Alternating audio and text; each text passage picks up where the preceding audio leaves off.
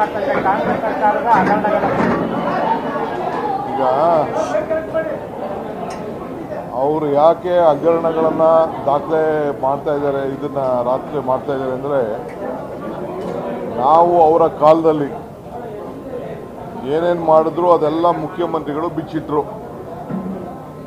ಮುಖ್ಯಮಂತ್ರಿಗಳಿಗೆ ಉತ್ತರ ಕೊಡೋಕ್ಕೆ ಅವ್ರು ಬಿಡಲಿಲ್ಲ. ನಾವು ಚರ್ಚೆ ಮಾಡೋಕ್ಕೆ ಒಂದು ಅವಕಾಶ ಮಾಡಿಕೊಟ್ಟಿದ್ದು, ಚರ್ಚೆ ಮಾಡೋಣ, ಉತ್ತರ ಕೊಡೋಣ ಅಂತೇಳಿ. ಅವ್ರು ಏನೇನು ಬೇಕೋ ಹೇಳಿದ್ರು, ನಾವು ಹೇಳೋಕ್ಕೆ ಅವರು ಬಿಡಲಿಲ್ಲ.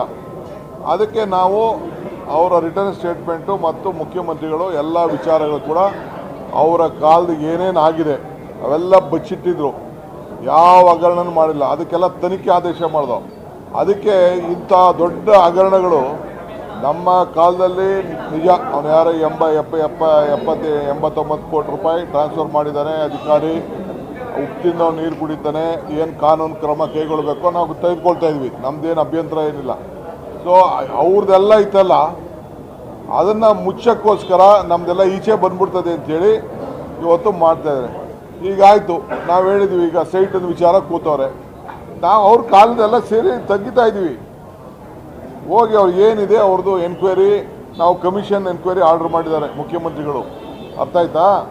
ಮುಖ್ಯಮಂತ್ರಿಗಳು ಕಮಿಷನ್ ಎನ್ಕ್ವೈರಿ ಆರ್ಡರ್ ಮಾಡಿದ್ದಾರೆ. ಹೋಗಿ ಎಲ್ಲ ಕೊಡಲಿ ಅವ್ರ ಮುಂದೆ. ಮುಖ್ಯಮಂತ್ರಿ ಏನಿದೆ, ಏನು ಅವ್ರ ಜಮೀನು ಇದ್ದಿದ್ದು ನಿಜ ತಾನೆ, ತೊಗೊಂಡಿದ್ದು ನಿಜ ತಾನೆ, ಅವರು ಎನ್ಕರೇಜ್ ಮಾಡ್ಕೊಂಡಿದ್ದು ನಿಜ ತಾನೆ. ಅದಕ್ಕೆ ಬಿ ಡಿ ಅವರು ಮೂಡವರು ಕಾರ್ಪೊರೇಷನ್ ಕೊಟ್ಟವ್ರೆ. ಏನು ಅವ್ಯವಹಾರ ಏನಾಗಿದೆ, ಅವ್ಯವಹಾರ ಮಾಡಿರೋದೆಲ್ಲ ಅವ್ರ ಕಾಲದಲ್ಲಿ, ಅವರೇ ಇದಕ್ಕೆ ಪಿತಾಮಹ. ಅದು ಕಂಪ್ಲೀಟಾಗಿ ಎನ್ಕ್ವೈರಿ ಆಗಲಿ, ಅವರು ಕೊಡಲಿ. ಅದಕ್ಕೋಸ್ಕರ ಈಗ ಸುಮ್ಮನೆ ಅದನ್ನು ಮುಚ್ಚಕ್ಕೆ ಇದನ್ನು ಸ್ಟಾರ್ಟಿಂಗ್ ಫಸ್ಟ್ ಡೇನೇ ತೆಗಿಬೇಕಾಯ್ತು ಇದನ್ನು ಅಂಥವ್ರು. ಫಸ್ಟ್ ಡೇ ಯಾಕೆ ತೆಗಿಲಿಲ್ಲ ಇವರು? ಇದು 2 ವರ್ಷದಿಂದನೇ ಪೇಪರ್ಲ್ಲಿ ಬಂದಿತ್ತು ಈ ಎಲ್ಲ ವಿಚಾರ. 2 ವರ್ಷದಿಂದನೇ BJP ಕಾಲದಲ್ಲಿಂದ ಕೊಟ್ಟಿದ್ದಾರೆ ಅಂತ. ಅವತ್ತಿಂದನೇ ಮಾತಾಡ್ಬೋದಾಯ್ತಲ್ಲ. ಒಂದಿನ ಅದ್ರ ಬಗ್ಗೆ ಒಂದು ಸ್ಟೇಟ್ಮೆಂಟ್ ಮಾಡಲಿಲ್ಲ. ಎಲ್ಲ ಇವರೇ ಸೈಟ್ಗಳು ಹಂಚ್ಕೊಂಡಿರೋರೆಲ್ಲ ಪಟ್ಟಿನೇ ಬಿಡುಗಡೆ ಮಾಡ್ತೀವಿ.